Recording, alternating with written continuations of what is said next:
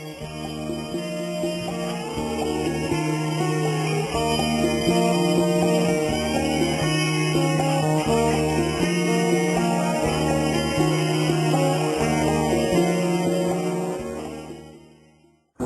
don't know how to tell you this. They just don't like you anymore, and I've been instructed that you're no longer creditworthy. I said, what do you mean creditworthy? I mean, last week you gave me $1 million for the signature.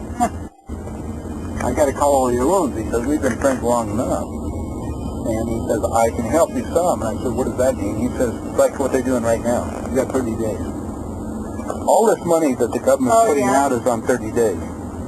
Right, all the loans? Exactly. Yeah. Well, that's just to get themselves organized and just pull things under. So I have 30 days to come up with all these billions of dollars. But were you shocked? Of course. Oh, okay.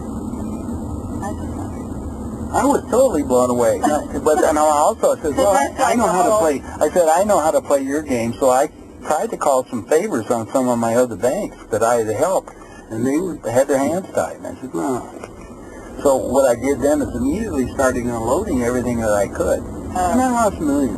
I just real away, colored gone. And then I said, oh, the heck with it. So Desiree and I, we moved to Boulder, Colorado, and I said, I'm just going to kick back. But then I sat in on a meeting with the governor of Colorado, and he's discussing the underground facilities in Australia, and he got his ticket. And I said, what ticket? He's one of the chosen ones. Oh, wow. George, I have to ask you this. If a bunch of people have got tickets to these underground facilities in Australia and elsewhere, what's the need to go underground at that point? Well, they wanted to do it a war or to do it... No, they wanted the population of nuclear fallout. Hi, I'm Terry Cassidy from Project Camelot, and we're very happy today to be here with George Green. We're going to be asking him all sorts of questions he's never been asked before, try to get to the root of why he knows what he knows, why he's actually really on the cutting edge in many ways, and find out some secrets that he hasn't already told. So, welcome. Thank you. Okay, so George, let's go back to when you first broke into this, and I know you've told that story before, how you were kind of called up, and you know the thing with which Kennedy was it? Oh, you mean Ted Kennedy? Yeah. And that whole incident, because that seemed to be, now you can correct me if I'm wrong, but that seemed to be like the eye-opening incident in which he sort of looked across the room and saw your daughter and didn't know it was your daughter and made a comment, and what was going on then, and you were asked. I'll give you the whole story. I was, prior to this meeting up there, I was volunteering to act as a president of companies.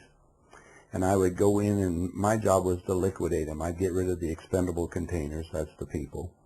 And we'd raid all the assets, and we'd split them when we got through doing all that. That was just kind of, but I did it as a game. I just figured if you weren't smart enough to get up to where, quote, we were, you deserved what you get.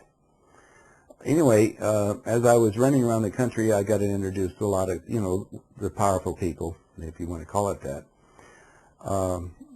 Anyway, one weekend I was invited up to Aspen. I was going to Aspen all the time anyway. I built the dormitory for Colorado Mountain College, which is close, up in Leadville. I built a house in Aspen. Estee Lauder actually built a house next to the house that I built up there. And anyway, I come into this room, and I brought my 2 daughters up so they can go skiing. And I said, what am I here for? And they said, we have decided we want you to be the finance chairman for the next president of the United States. And I said, I just started this $100 million project. I mean, last week I was with Bill Levitt, you know, at the Beverly Hills Hotel, sitting around a swimming pool discussing building cities. I know Bill Levitt built Levittown, Pennsylvania, Levittown, New York, just so you know. Absolutely. Anyway, I said, well, I got the next question, why me? And they said, well, number one, you're pretty good with money, and we owe you a favor. And I said, well, the next question I had, who's going to be the next president? And they said, Jimmy Carter. And I said, Jimmy who? And they said, well, he's the Democratic governor of Georgia. And I said, but I've been voting Republican. This tall guy, Paul Volcker, walks over and he says, son, don't worry about it. We control them both. So was this your introduction to the Illuminati, or did No, you have a clue I was running before with that? them. I was running around with the guys. But I didn't have each one of them, they compartmentalize all the information that you get.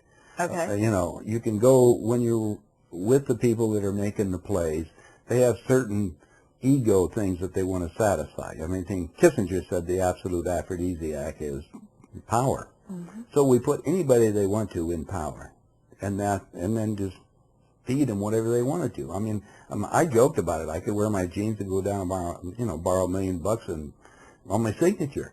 Uh-huh. No questions asked. Anyway, this meeting changed all this stuff because, like you said, I said, well, next question I have is, what does a finance chairman do? And they said, well, you sit with Ted. So I sat down with Ted Kennedy, and Ted was right next to me, and he said, George, you're going to love this job. We're going to send you out to all the state Democratic functions. You're really good with money, and you raise money for the National Democratic Party. And he said, then you're going to meet some real foxy ladies. Well, they all think that way, frankly. Now, it isn't just Ted, but they all do.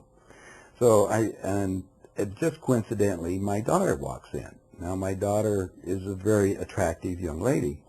And Ted goes, wow, I have to go to bed with that. And I says, no, Ted, that's my daughter, and she's 14. His response back to me, I don't care.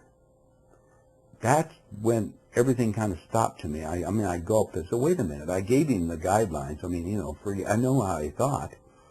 But when he said he didn't care what I thought about it, then I just said, that's enough. I got up. I didn't say another word to Ted. I walked across the room. I'm talking to Pierre Trudeau and his wife. Pierre at that time was the Prime Minister of Canada. And I'm talking to them just to get my head leveled. I mean, I had just looked at that character over there across the room, and I'll share with some of the other people who were there, but I'm looking in front of Pierre and his little half cigar box full of white powder.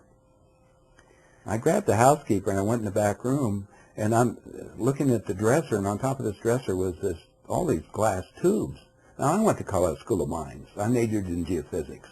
And chemistry was just kind of a fun game, right? And I never looked at things. I couldn't believe what they were doing. I said, what is this thing? And they said, it's freebasing equipment. They're just using all this stuff. I said, duh, to myself.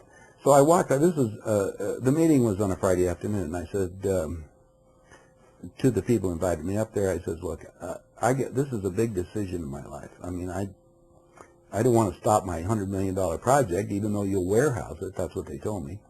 Let me think about it and let you know on Monday. Monday, after consideration of everything else, and some of the guys were talking about what they had planned, which is the Global 2000 agenda, the Plan 2000, which Jimmy Carter put in writing. Every congressman got a copy of it. As Kissinger says, the number one problem we have on planet Earth right now is too many people. Well, if you look at that, you would probably agree, so does everybody else. 40% of the world's population is existing on less than $2 a day. If I drop it down to $1, we still got 1.5 billion people.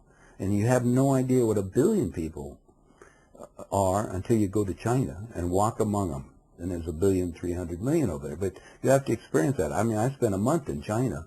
Now, here's the problem. Bucky Fuller and I spent an afternoon discussing. Remember his big geodesic domes and all that? Mm-hmm. I told him that they're not practical, because when you're building, the biggest problem with building is your seams. How many seams do you have, for instance, in the geodesic? They're all over. That's the reason why you go to the monolithic. I have a picture I'll show you, the monolithic stuff that you should have. Which is just like an entire half hemisphere. Or not a half hemisphere, it's an entire hemisphere. Well, you blow up a balloon, and